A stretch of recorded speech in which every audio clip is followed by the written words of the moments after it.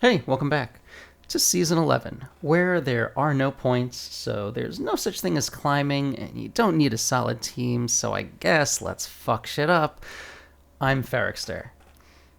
And normally I would be posting a solid team of some kind, but since there's no way to even know if I'm playing at a high level or not because there's no visible matchmaking rating, instead, I am just issuing a challenge every week during this season and maybe going forward if it, turns out to be well received. First challenge for this week, as I said in my last announcement video, was I challenged all of my viewers to send me one complete set in which you try to do as much overkill damage as possible. So, by example, if your opponent's Swampert would take 200% damage from a Solar Beam and you land that Solar Beam and the Swampert already had only 25% health, then you get credit for 175% of Overkill. To calculate these, I just use PV Poke to check the damage that one Pokemon does to another, and I just use default IVs, and I am estimating with my eye as well as I can because it's not really very scientific. I'm just here to have a good time. So, let's hop into these games.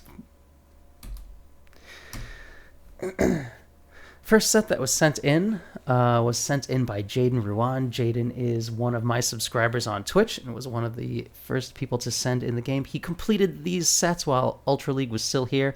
It did not. I specifically said you could play it in any league and with any team. After my announcement was made. So since there were a few days left of Ultra League, some people raced out to try to get some Ultra League sets in before that league went away. So he is opening with Typhlosion. Typhlosion obviously has a lot of potential to do overkill damage, especially if you can get it lined up with an Escavalier. Blast Burning in a Escavalier, Blast Burn does 180% to a Scav, so you can pick up huge numbers of overkill like that. And in the back, he's got Shadow Machamp. I think this is really clever. Shadow Machamp is pretty versatile because you'll get to be able to counter something down to very low health, and this Walrein was countered down to like 1%, and then he lands the Rock Slide, which does 56% damage to a Walrein, so he picks up 55% of overkill. I'm just estimating to the nearest 5%. And then a Gallade comes out and kind of walls Machamp's energy. So, it's fine. Gonna bring Typhlosion back out, and the opponent responds by immediately switching in Alolan Muck. So, Typhlosion into Alolan Muck is okay. The Blast Burn doesn't do that much damage. I think it, you know what, I don't even have it written down here because I guess this Typhlosion didn't manage to actually KO the Muck. So, Jaden is at 100 energy, so he's going to unleash this first Blast Burn right here. Goes through and actually gets the shield. So, that's fine. Going to throw the second one. If he gets the shield here, I imagine he'll switch out into the Electivire that he's using as a closer. This Typhlosion would not be able to reach another Blast Burn anyway, so would have to switch out here even in a normal game. But good thing to start building up that energy. Shadow Electivire hits like a truck, an electric truck because it has an outlet on its back. But a truck nonetheless, and I'm sure it would still hurt a lot. Muck throws the Acid Spray, debuffing Electivire. I mean, Electivire was definitely planning to debuff itself, but that's very polite for Alolan Muck to do it for him. So, gonna fire off this Wild Charge. Wild Charge to Alolan Muck does 63%. The Muck has like 45% left, so he picks up like 20-ish%, I guess. It would be 18. And then Gallade is gonna come out, and this Wild Charge from Shadow Electivire would do 87%, but that one Pokemon had like 70% health, so picks up like 15% there. So, huge, heavy-hitting move, but unfortunately the Pokemon they hit with it had close to as much health as the damage was going to be anyway. So not the biggest amount of overkill, but I definitely see the potential, and I cannot wait to see these next games. So, Poliwrath in the lead. So there's potential here to either land a Solar Beam for pretty substantial damage, or at best, a Wild Charge from Shadow Electivire. Any chip damage would obviously help, because if you can land a Wild Charge when this Poliwrath is super low, you can pick up 100%. Wild Charge does 104% damage to a Poliwrath. Gonna switch out into a Escavalier, which is... I mean, obviously the opponent switches in the Escavalier to keep it away from Typhlosion, which makes a lot of sense, and also kind of hurts, because that means you really can't Blast Burn the Typhlosion.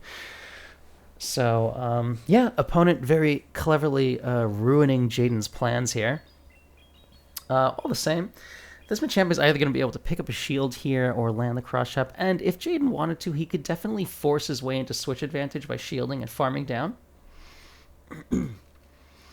And in a normal game, I think that might be the play, but this isn't a normal game. So Jaden's going to let the drill run go and come in with Electivire and just go for a farm down. So it doesn't really pick up any overkill off of that Escavalier because it just gets farmed down with a low damage fast move. But we've got Electivire with energy, and that is going to help a lot. Poliwrath comes out. Jaden's going to build up as much extra energy as he can and throws this Wild Charge before he ends up having to spend a shield. This Wild Charge, if it goes through, does 104%, and it's got 60% health left, so picks up 45% overkill, which is pretty good. Walrein comes out. We have two good ways of hitting this Walrein, either with a Wild Charge or with a Solar Beam. Solar Beam, I think, does I want to say 90% damage, and this Wild Charge does a little more than that. So builds up to the Wild Charge and then switches out into Typhlosion right away.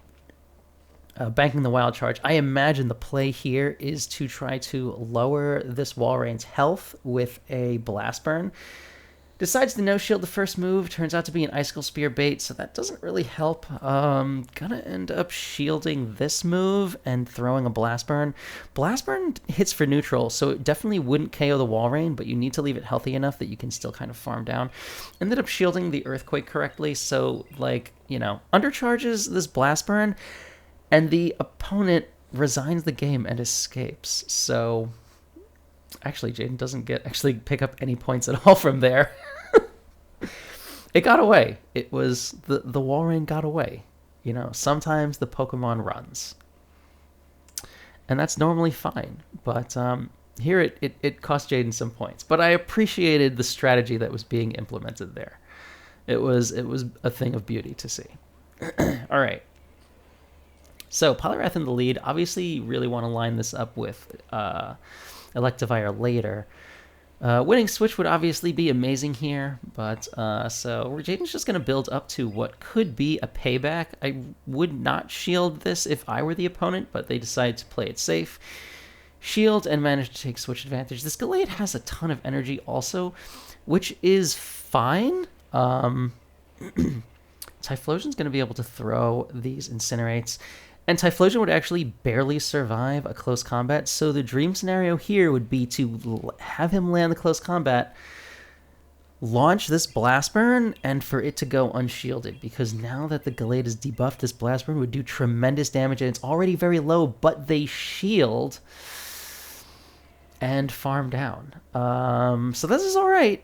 It's going to bring out Electivire, who has two shields. Gotta shield this, because if this is a close combat, it will definitely KO. And even if it's a Leaf Blade, it still does a lot of damage. Electivire is really squishy.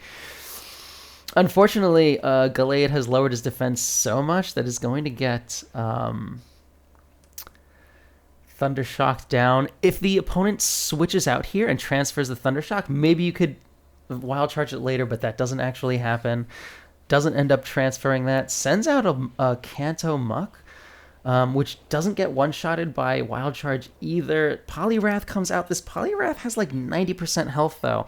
And this Wild Charge does 104%. So even though he lands this and does gigantic damage, it's only 15% overkill, so not quite enough. Maybe the move play would have been to undercharge the first Wild Charge and then land another one.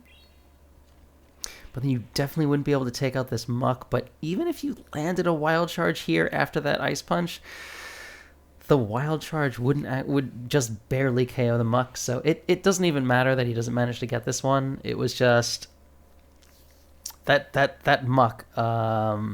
It there's not really an amazing way for Jaden to KO a Muck. I can relate to that because the team I ended up using had much the same problem. Muck there's not a lot of things that are using huge ground or psychic moves in Ultra League. But all right, next up, I think his opponent's name is Yogurt. It looks like it would have been pronounced like that. Typhlosion into a Scavalier. This is the dream if you can keep them aligned. Obviously, the opponent's not going to stay in there. Switches out into Walrein. And Typhlosion could build up to a Solar Beam and throw that, or maybe try to pick up a shield. Tries to switch out, before the opponent gets to the Earthquake, but the opponent does get to the Earthquake before you're able to switch out if you're going to build up that much energy. Huge call on the Icicle Spear bait. And then switches out into Machamp once Escavalier has 100 energy.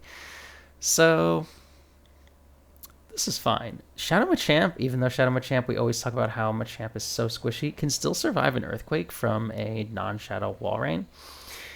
And he's going to build up as much excess energy as he can, bring this Walrein as low as possible before throwing this Cross Chop. This Shadow Machamp's Cross Chop does 45% to a Walrein. It had like 15% health, so Jaden picks up 30% off of that. And a Dragonite comes out. So this is fine. Gonna send Electivire out, and Electivire actually with Ice Punch from Shadow Electivire actually one-shots a Dragonite. So this Dragonite has a lot of health, and it's going to be difficult to get him into a lower health range. Switches out into a Escavalier, and Jaden would love to bank all of this Ice Punch damage, but he's just taking too much from the counters and doesn't want to have to shield a move here. So he's going to throw this Ice Punch mostly just to stall for time. Switches out into Typhlosion and is going to throw this Blast Burn. Not going to undercharge it at all, although does miss a few bubbles, which I'm just going to give him full credit for it anyway. It would do 180% damage. Has 60% health, picks up 120% of Overkill. Huge pickup, exactly what he's been waiting for this entire game. Gonna throw this Blast Burn against the Dragonite, and Blast Burn is single resisted, so it actually wouldn't even take Dragonite out. Ideally, you get the shields down with this. Hopefully the opponent doesn't realize that his Dragonite would barely survive. Overtaps, but still just barely able to get this Blast Burn off, or maybe was deliberately doing that, hoping that the opponent would throw energy to prevent the Blast Burn from going through. No shields it. It doesn't do enough damage, and I mean, this Dragonite already has so much energy. If Electivire can get to back-to-back Ice Punch, then this would be fantastic. Ice Punch literally does 102% damage. So here would be a huge 90% pickup. If he could survive this Dragon Claw, then it might be okay. But Shadow Electivire is so squishy, Dragonite manages to take him down, so doesn't actually get to take out the Dragonite. Really unfortunate, but huge pickup on the Escavalier. So all in all, a fantastic game for Jaden points-wise. All right, into Game 5. So, up against Gabo Rivas. Typhlosion into Muck. So this is as fine a place as any to see Muck when you're going for this kind of challenge. Like Typhlosion will be able to win the zeros, and actually this is about as good as it gets because a Blast Burn does about 55% to a Muck. So after you've landed all of the Incinerates plus one Blast Burn, Muck will be pretty low. So you should be able to land a second Blast Burn and be able to take them out with that. And they don't really have a ton of incentive to shield because it would be better for the opponent in most situations to just come in and farm with something. So here, not going to try to throw one extra Incinerate before throwing, just going to spam out the next one because the Muck would reach another charge move. Manages to land that Blast Burn, picks up 45% damage. Muck had 10% health and does 55% damage. Not complicated math. And let's see what's going to come out. It is an Empoleon. So Empoleon going to farm this Typhlosion the whole way down, which is rough, but at least now you can get Machamp lined up against the Empoleon. Electivire obviously would be fine in this situation also. Electivire's Wild Charge would be the best. Wild Charge from Electivire does 116% to an Empoleon. So if he can get that damage in, it would be fantastic. And the opponent switches out into a Swampert, which is definitely a problem for Jaden. Electivire doesn't really have too many places to go right now. I mean, you can definitely want to save it for Empoleon. The Swampert could have spammed out its Hydro Cannon there, and Machamp would actually barely survive a Hydro Cannon from this health range. Gets the second shield, but unfortunately this Swampert is still a little bit too healthy. Gonna no-shield this Hydro Cannon and switch out right away into Electivire. I think he actually needed to maybe stay in and do a pair of counters before the swap in. So, gonna shield here. Swampert throws the Hydro Cannon, and Jaden is actually going to spam out this Wild Charge And do you think this Wild Charge does enough to KO this Swampert? It's only single resisted, but it actually only does 43% damage. So the Swampert survives, so it's still back there. Jaden is able to reach the Wild Charge and waits until the last second to throw it, kind of leaving himself kind of low. But I think he was trying to build up, hoping that he would be able to get to an Ice Punch also. Throws the Wild Charge. Huge pickup. This Empoleon only has 30% health. So 116% minus the 30. Picks up 85. Unfortunately, the Swampert is going to be able to take out the Machamp, but it's not like he would have picked up a lot of points by countering it down. So gets taken out, but big numbers on taking out the Empoleon. So a nice, healthy amount of overkill added into that. And I will tally up all of the scores at the end. So yeah, a 2 out of 5 set. Not the winningest set, but did land some gigantic hits. So that was exciting to see. All right, so let me adjust the size of this because everyone has a different phone. So, this next set was played during Love Cup, and this was sent in by Tyler Jordan. Tyler is a very, very top-notch player. I have encountered him on and off all the time since at least Season 2. As you can see, he's using the Season 2 Legend pose, which was actually pretty difficult to reach back in the day. So only like top players were able to get that. Throws Megahorn onto his Ariados, and let's hop into these games. So, up against a Slowbro. So, Shadow Slowbro would take gigantic damage from a Megahorn, but Tyler's going to safe swap out to his Porygon 2 and try to land a Zap Cannon. This first game is so hilarious. Oh my gosh.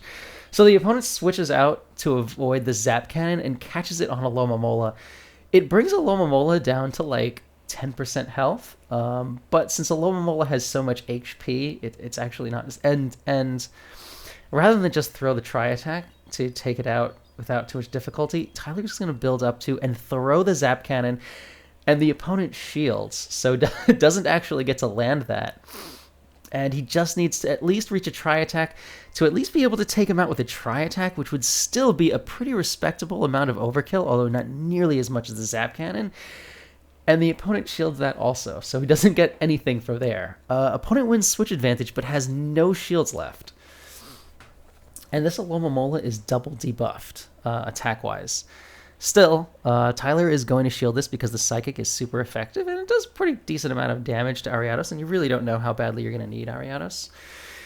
Farms Alomomola down after all of the things he's thrown at him, ends up having to farm down with Poison Sting, doesn't pick up any points off of that, but is a pretty good setup because now he is set up to be able to Megahorn this Slowbro. He's just got to get it a little bit lower so he can actually pick up some decent points from it. Ariados comes out, and Tyler is actually going to undercharge this very precisely so that the Megahorn does not that much damage, and now he's going to build up to at least a Megahorn again before switching out into his other backline Pokemon, and back there he has a Magcargo. So the opponent is also running Megahorn, which is pretty funny to me. That's really an uncommon set. It's crazy to see a mirror of that. And then brings in Magcargo, and gonna throw these Incinerates, and Magcargo's Overheat to an Ariados does 124% damage. So it is a gigantic amount of damage, and there is no way this Ariados can avoid it. Tyler could have thrown one more Incinerate to get the Ariados a little bit lower. It still has 20% health, but it is a huge pickup, 105% overkill off of his very first game. So going fantastic already. This Slowbro could throw something, and this because this Magcargo has debuffed itself with Overheat, is not going to be able to do that much damage with this Rock Tomb. I was also surprised to see it running Rock Tomb and not running Stone Edge, just for the possibility of hitting a Talonflame even harder. Gonna bring Ariados out, and this Ariados, a Megahorn does 118% to a Slowbro. It's got like 40% health, so picks up 80%. A huge pickup in the first game, 185% between those two KOs. If only he had also gotten the Zap Cannon off on a Lomomola, but I mean, you can't win them all, but that is an amazing start to this set. Cannot wait to see where this goes. All right. So, into game 2.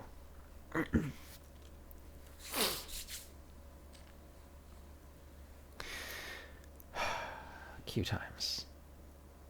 All right, into Bianchi. So, Ariados lead into Magcargo. This is obviously terrible, and if this is throwing rocks, Tyler actually has no real answer to a Magcargo that's throwing rocks. It definitely beats his Incinerate Magcargo, and it definitely beats this Porygon too. So I guess we'll see how he's going to manage to get out of it. Even though that Tri-Attack was resisted, it still did really respectable damage. So honestly, I was surprised by how much it did, and since it debuffed the opponent swaps out into a Wigglytuff. So this, to me, immediately just looks like it's going to be against Magcargo Double Charm, because Rock Throw Magcargo Double Charm is definitely a thing. Gonna throw the Zap Cannon, except that he gets Charmed down, so doesn't actually get to land that. Probably would have gotten the shield anyway, but I appreciate that he went for it. But Charm is a very good move. But like based on the on the HP bar, I thought he was going to survive that also. So definitely surprising and definitely very upsetting. Gonna have to shield this Ice Beam. The good thing about this, at least, is that Ariados is going to be able to farm down, and where normally you would farm the whole way down, Tyler's just going to stop short and at least be able to pick up the a Cross Poison on this Wigglytuff. Cross Poison does 47%, and this Wiggly had like 2% health, so that's a 45% pickup. Not bad at all. And now just going to immediately switch out to Magcargo. His own Magcargo comes out, and then he switches out into Clefable. I understand this just because you want to keep Clefable away from Ariados. And actually, if Tyler doesn't manage to take out this Clefable with the Magcargo, he's not really going to have a good way of taking out the Magcargo either. So, lands the Rock Tomb. Does that damage to the Clefable. He could throw an Overheat to try to take out the Clefable at the last second. I don't think the opponent would shield if he did. But gonna go the riskier route. Going to end up shielding the Psychic because he's kind of got to. And gonna farm down the whole way.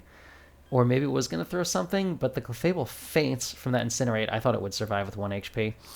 Magcargo comes back out, and he is just going to spam out these Rock Tombs as soon as he can. Hopefully the opponent doesn't sneak in a move, because every debuff is going to help. 2 Rock Slides, the third one comes through also, not Rock Slides, 2 Rock Throws, the third Rock Throw also comes through and lands. Now Magcargo gonna throw this next Rock Tomb, and actually the only way that Tyler can maybe win this is if the opponent decides to throw his energy, but builds up as much energy as he can, switches out, gonna be able to throw this Mega Horn. Mega Horn is a huge heavy-hitting move, but it does not actually do that much to Magcargo. Magcargo kind of thick, and Mega Horn kind of resisted. Opponent gonna throw this Rock Tomb. Doesn't actually take Ariados out because, I mean, this Magcargo has been double debuffed, so he's still gonna be able to reach this Cross Poison, and this Cross Poison might just barely be enough to take out this Magcargo. It's gonna be very close. And if he had thrown the Cross Poison first, maybe he could have gotten a buff. It doesn't actually even do enough to take him out. 1 Poison Sting goes through, and it survives with 1 HP, and Rock throws the Tyler's Magcargo down, so not actually able to take that game. The Magcargo just, throwing those rocks. It's not a lot of answers on this team. But again, not trying to build solid teams here. Just trying to go for huge, huge damage on very weakened Pokemon. All right. What is this game? Game 3? All right. Ariados into Talonflame. So this is another terrible lead. Obviously, you really want to line this up with Magcargo. So, using the Porygon Safe Swap, and I have to say I've never used a Porygon Safe Swap, and I don't really see too many people using it, but this really does look like a strong use case for it. It seems to have been serving Tyler really, really well. Gets the debuff off on the Wigglytuff, which definitely helps. I mean, for all I know, Porygon is actually a terrible safe swap, and this is just the one set where it got the debuff on every move, because I'm definitely noticing it's debuffing more than 50% of the time, and 50% is how often it's supposed to. Second Tri-Attack goes through, picks up a shield. If he could get to the Zap Cannon, he would definitely throw it here, but not going to make it, and not going to make the same mistake twice. Going to throw this next Tri-Attack. This Wigglytuff has been debuffed once already, so if this Tri-Attack were to land, it would definitely KO. Gets the second shield, so loses switch, but takes both shields. So this is actually a pretty fantastic place to be in.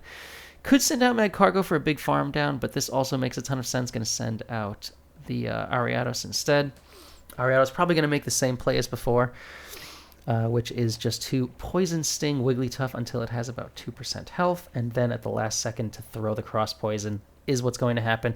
This Wigglytuff has actually been debuffed once defense-wise from the Tri-Attack, so instead of doing 47, this is going to do 58% damage off the 2%. Picks up 55%, so a nice pickup there.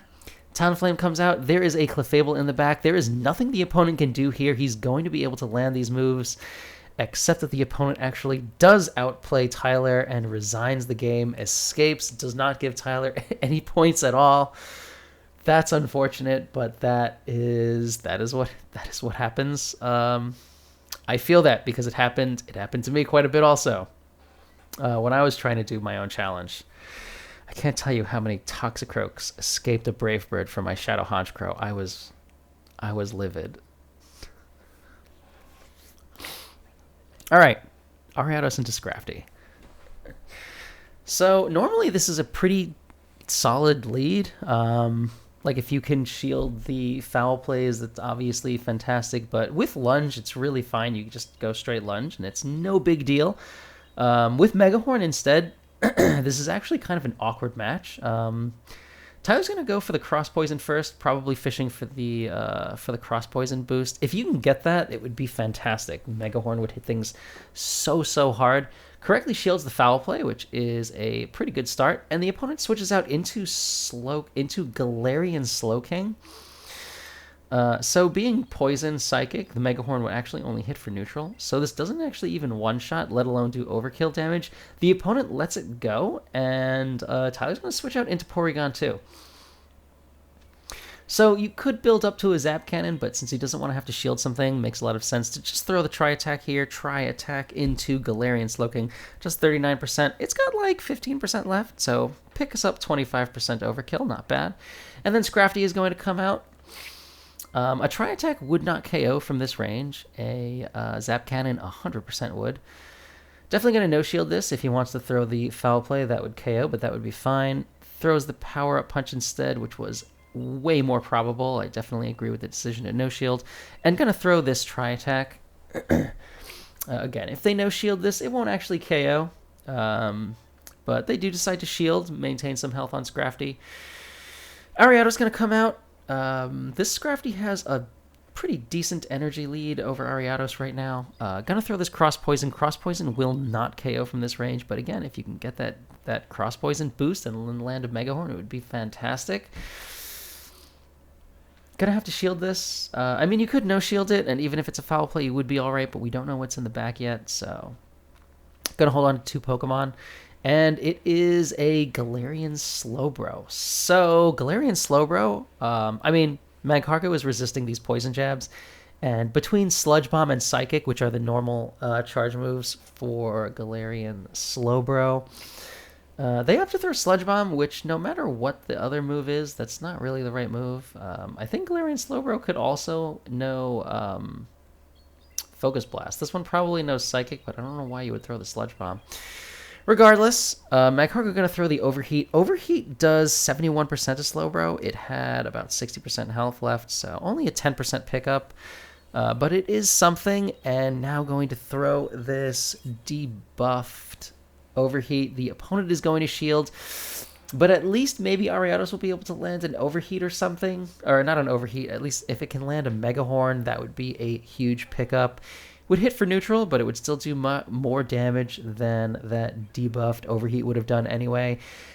But the Scrafty doesn't actually survive, so kind of gets Poison Stinged the whole way down. So that's rough. For all of the strategy and the amazing plays, you pick up a win, but it just doesn't give you any points for that game. And that was the 5th battle of that set, but that was only 4 games, so I think maybe I put these games out of order because there's another one here, so that might be on me. Regardless, into this next game, I guess we'll just consider this game 5. Alright, so I can tell from the opponent's pose that these are being played at a fairly high level because that was a legend pose from the previous season when they weren't giving it away for free. Slowbro in the lead. I mean, this is a Shadow Slowbro, so the Mega Horn, if Tyler can land it, will do tremendous damage. The Zap Cannon would do even more than that. I feel like the opponent is likely to shield, but if they decide to no shield, this would be fantastic, but they do. Attack gets debuffed, which always happens with Zap Cannon. That is a 100% thing.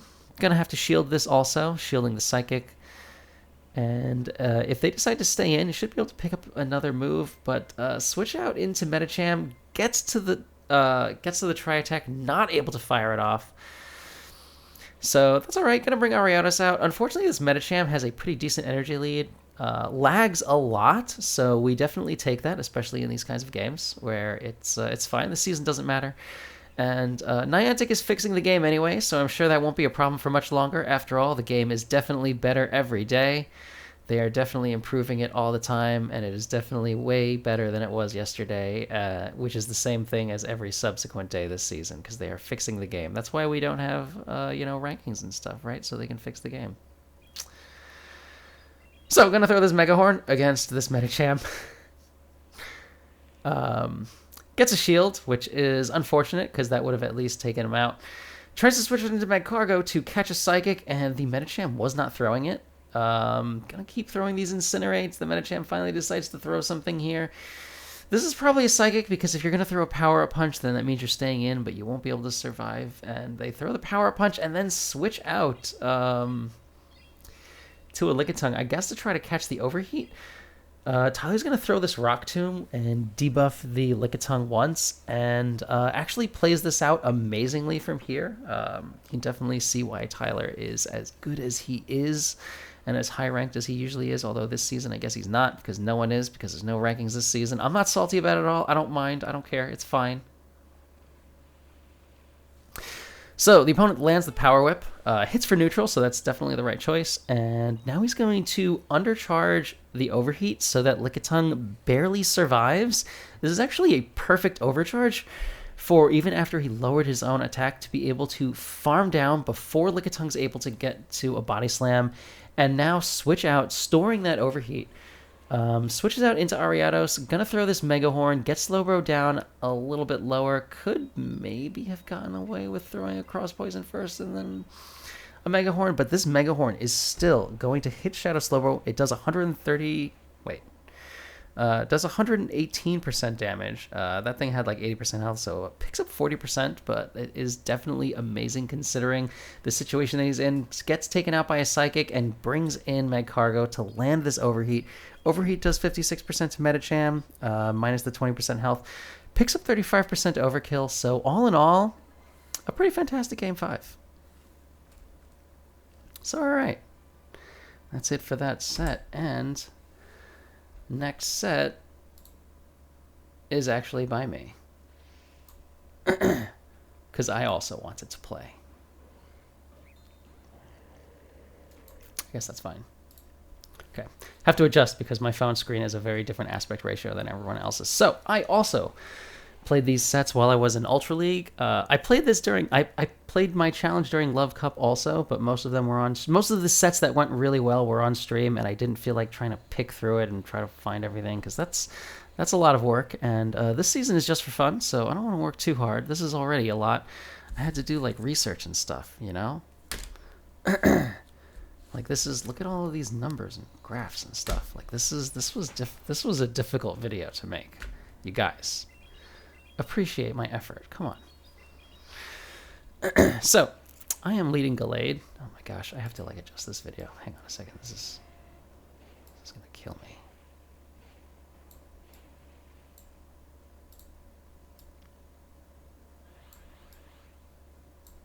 That'll do. That'll do. I'm being too fuzzy. Okay. So, I completely botched this first game, right? I end up shielding the Shadow Ball, which is fantastic, and I should just throw the Blast Burn here. I don't know why I'm not throwing the Blast Burn. Like, they even fast move deny, so here I could throw the Blast Burn. It would do 105% damage, so it would be a huge pickup of like 100%, but I was feeling very greedy in this first game. So I farmed the Trevenant down, even though they definitely would have no-shielded my Blast Burn. I could have had a gigantic pickup of damage. throw this Blast Burn against the Sirfetch'd, and then I throw the next Blast Burn against the Sirfetch'd, which I know will also almost definitely get the shield, because I have, in the back, a Shadow Honchkrow, and I want to Brave Bird the Sirfetch'd, because I was feeling greedy. So I send out my Shadow Honchkrow, they immediately swap out to Walrein, and I have no shields, and this Walrein has energy already. So they throw their Icicle Spear, and it annihilates Honchkrow, because Honchkrow is just the glassiest thing you have ever seen in your damn life. Send out my Gallade, and I am going to Leaf Blade down this Walrein. This Leaf Blade is going to do about 44% damage to the Walrein, so it had like 34% health. I pick up like 10%, and I only picked up 10% on the Trevenant from that Incinerate, which does 15%, and it had like 5% health, which is being, generous to it. Land the Leaf Blade on the Sirfetch'd, and not actually able to Confusion down. Confusion would have picked up like 15% damage also, but not enough, and my Incinerate is not going to go through. Sirfetch'd gets to the move, and not only do they get to the move, they get to the Brave Bird. So a huge BM, and my opponent gets more Overkill than I do in that first game. I got 10% off of one Pokemon and 10% off the other, and I could have gotten 100 if I had just not cared if I won or lost and just thrown the Blast Burn against the Trevenant like I'm supposed to. So, not the smoothest start for me. But alright, into this next game. Up against Shadow Kanto Muck. So, I don't have an amazing way of KOing Shadow Kanto Muck. I don't have anything that can hit it for super effective damage. So, the most I can really hope for, I guess, would be to hit it with a nice Blast Burn or a nice Brave Bird or something. I'm going to throw this Leaf Blade against this Gyarados Safe Swap. And I'm going to stay in for a bit because I don't have a better answer. I know if I try to send in Shadow Honchkrow, I'll probably just get Dragon Tailed down and they'll shield once, so no reason for me to do that to myself. I'm going to throw this Leaf Blade here. Leaf Blade to Shadow Gyarados does 45% health, and this Gyarados has like 45% health, so I pick up like nothing. But that's fine. I'm going to wait to see what comes out, and I am anticipating sending out Typhlosion. This Typhlosion does come out, and since it's using Shadow Claw, I send my own Typhlosion out right away. Obviously, Honchkrow would also be amazing here, but since this thing already had an energy lead, and I want to at least end up a shield or with some energy. And do note, by the way, that the neutral hitting Shadow Claw is only doing about as much damage as my resisted Incinerates. Like, Incinerate is my preferred move on a Typhlosion. Like, they charge at the same speed, but like if it's hitting me for neutral and I'm hitting it for resisted and they're doing about the same amount of damage, like that should really, that's pretty persuasive reason to use Incinerate. Regardless, this Typhlosion is going to throw its Blast Burn, and that is going to take up my Typhlosion, and I am 100% fine with that, because this Typhlosion is using Shadow Claw, and my bird resists that. So, going to send out Honchkrow, and I am going to throw these Snarls. These Snarls even are doing some nice little chips. So anything that can lower this Typhlosion's health by a little bit, which will help my Brave Bird to get more Overkill, is fine with me. I shield this Blast Burn because I have to. It would obviously kill me. And they switch out to their Muck there. So I just build up till I'm at 100 energy, and I am going to throw the Blast Burn here. The Brave Bird here. Brave Bird actually does 85% damage to the Muck, which has maybe 80%. So, like, I pick up basically nothing, and now I'm going to throw the Brave Bird against this Typhlosion, to which it does 112%. It does one shot, and since this had about 20% health, I pick up 90%. So, finally kind of getting the ball rolling, and I'm starting to see the potential of my own team. I know Shadow Honchkrow hits a lot of things really, really hard. It's unfortunate I wasn't able to pick up more against the Muck. But I'm feeling pretty good about the position I'm in now, even though that's already game 2, and I've picked up less than I would have if I had just Blast Burned the Trevenant in game 1. But alright, Gallade Mirror. So, my opponent desyncs by a turn, so they are definitely going to have to let me throw first, or I get a free move for sure. They switch out into a Scavalier, and I could throw the close combat to lower them, but after throwing 2 Confusions, I realize, I can just switch into Typhlosion and shield once, and when they're low, I will not make the same mistake I made with that tree. I am going to throw this Blast Burn. Luckily for me, my opponent gets to throw their energy first, which means that now that they have no energy, My Blast Burn will definitely go unshielded because there's absolutely no reason to shield it. Blast Burn does 180% to this Escavalier, which has 10% health. I pick up 170% damage. Huge pickup for me. And now Gallade is going to come out. I'm almost at my next Blast Burn, and I'm going to no-shield this. If they close combat, then they have debuffed themselves. So the dream is for them to debuff themselves, and for me to send in Honchkrow, for them to maybe debuff themselves again, and for me to be able to land a Sky Attack or a Brave Bird. It looks like they're about to throw their move, so I tap on my Sky Attack at the last second. This might be a desync CMP. I shield the close combat. They are super debuffed, but they managed to switch out anyway on a dirty swap, managed to get this Sky Attack caught on a Lapras. They no-shield the Sky Attack, which still does really respectable damage. I'm going to send in my Gallade, and at this point, at this health... These Leaf Blades will, they will almost certainly draw a shield because these Leaf Blades would nearly KO the Lapras in the first place. Gonna throw my second one. I was hoping to spam it out without them managing to sneak in a move. They managed to sneak anyway. I'm gonna be able to get the last shield here, but this is a dangerous position for me, obviously. Gonna land that. And they could have thrown their Surf and taken me out earlier, but they decided to let me throw 2 Confusions first. I'm not sure why they opted to do that. I'm going to undercharge this. I should probably have undercharged it a little bit more so that the Lapras would survive with a little more health. But, this Lapras is very low. At least I'll be able to get a Snarl off on it, or if they Insta-swap, maybe I'll be able to Brave Bird it or something. If I can just throw a move against this Gallade, if I could have thrown that Sky Attack, it would have done over 100% damage, but at least I can throw the Sky Attack against the Lapras, but my opponent resigns the game, and I get nothing. For all of the damage I saw that I could have gotten, I just was not able. My opponent outplayed me by leaving. And that catch, oh my gosh, that Sky Attack would have done like 400% to that Gallade. Like, actually, no. Against a -4 defense Gallade, actually, a Sky Attack would do 218% damage. So, come on. But I missed it. It's so sad. So, in this next game, my opponent is opening with Obstagoon. And they get the boost right away on the very first Night Slash, because, that's what happens, It's like a 12.5% chance of boost, so it happens like half the time. That's just math. So, since they did boost, they are a lot more likely to shield, so I'm going to throw my Leaf Blade and then throw another Leaf Blade. Sometimes I do just shrug and throw a close combat because, I have been caught over baiting before. But this opponent doesn't know me, so they shield the second Leaf Blade, and that is fine. I'm really concerned that they switch out and try to catch this close combat. So rather than spamming it right away, I'm at least going to try to throw it between a counter. So I'm going to let them throw a counter and then spam at my close combat in the middle of their counter. Close combat does 127% to Obstagoon, and they've got 70% health, so I pick up 55%, which is a nice pickup. And I have switch advantage, so whatever comes out is going to take me down. It's Surfetched, and for whatever reason, I just swap out into Typhlosion right away. Maybe should have sent the other thing out. I could throw a Blast Burn, but they throw their Night Slash first. Gonna farm up a little bit, and then they switch out to catch the Blast Burn on Toxicroak.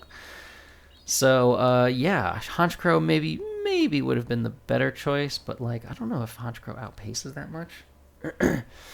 Gonna get countered down the whole way down. I should have just thrown the Blast Burn. I don't know why I didn't just throw the Blast Burn, my gosh. Gonna bring Honchkrow out. Honchkrow will barely survive a Sludge Bomb, but I don't think I'll be able to survive the counters. Luckily for me, my opponent kind of panic throws the Mud Bomb, even though they could definitely have built up to the Sludge Bomb. So I am actually able to snarl the whole way down. I'm going to be able to throw this Brave Bird unless my opponent leaves. The Brave Bird launches. It does 212% damage to a Surfetched. Minus the 55% health that he's got, I pick up 155% of Overkill. So huge nuke landing, and I pick up a ton of points. That is a GG.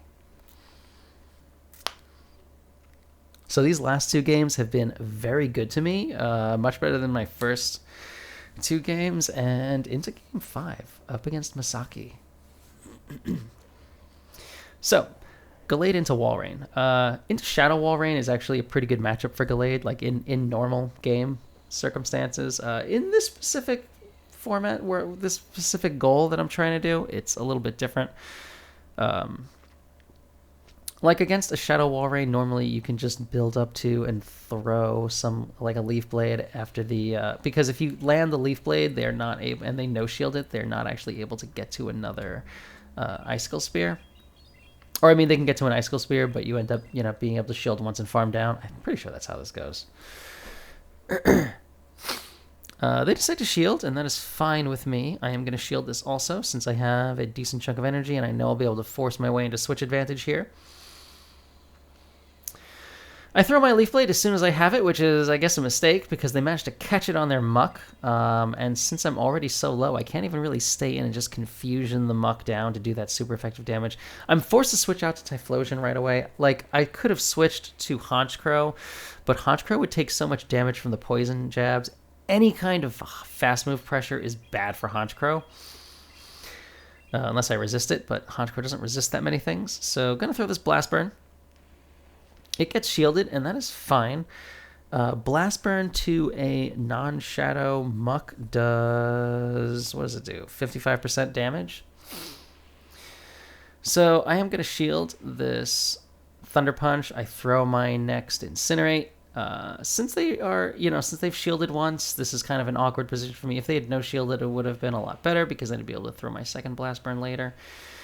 Gonna throw one over and then throw my Blast Burn here. The game lags a little bit, so my opponent gets in some free poison jabs, but that's fine. Niantic is fixing the game. It is better every day, for sure. Throw this Blast Burn. I pick up like 15% overkill. Not really amazing, and I switched out right away to Honchkrow. And they brought out their Walrein, which already had some energy. I could have maybe tried to throw that Sky Attack, but I was going for the Brave Bird anyway. I don't know why I wouldn't just throw the thing, but I think this is a desync CMP anyway, so they would have thrown the Icicle Spear ahead of time. Manages to take me out. I'm going to send out my Gallade, and they are not even going to... I'm not even able to get to the Leaf Blade, and I get out of there, just resign the game. There's obviously no way I'm going to be able to take anything else out.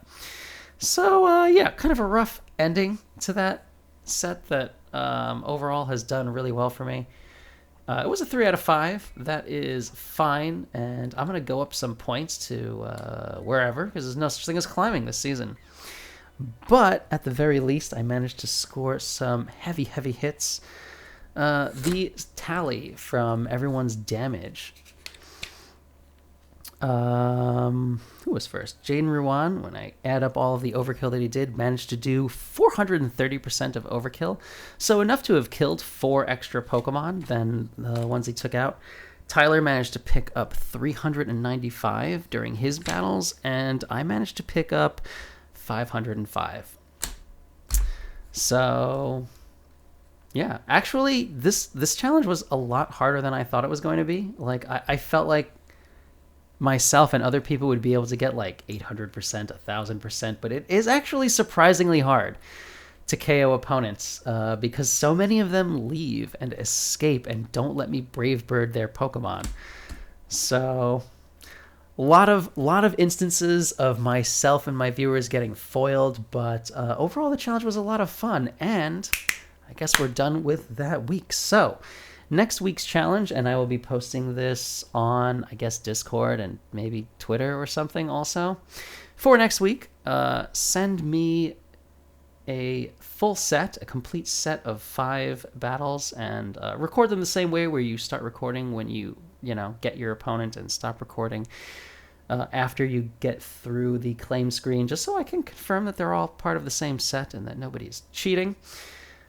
Send me games, a full set in which you avoid fast move, heavy fast move damage teams.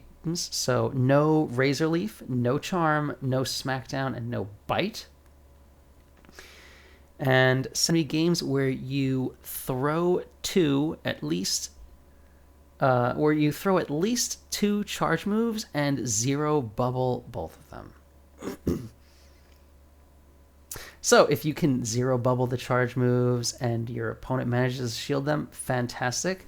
The set that you send must be a positive set, and the more positive, the better. I don't have a specific rubric in mind for how I'm grading these things, but send me a positive set where you zero bubble at least 2 charge moves in every single game. That's it. So this will kind of, help you to make better judgment calls about when your opponent is going to shield or not. Because, if you zero bubble a move and they shield it, you're in fantastic shape. It's like nothing ever happened. And if you zero bubble it and they don't shield, then you look kind of stupid. Or it looks like you were BMing them. Either way. Regardless, that is my challenge. I hope it is enjoyable. I hope you enjoyed this content. Don't forget to do the things you know you're supposed to do at the ends of videos. This video is very long and also more work than normal. So, yes, I would appreciate the appreciation. And, yeah, I guess I'll see you on the next one.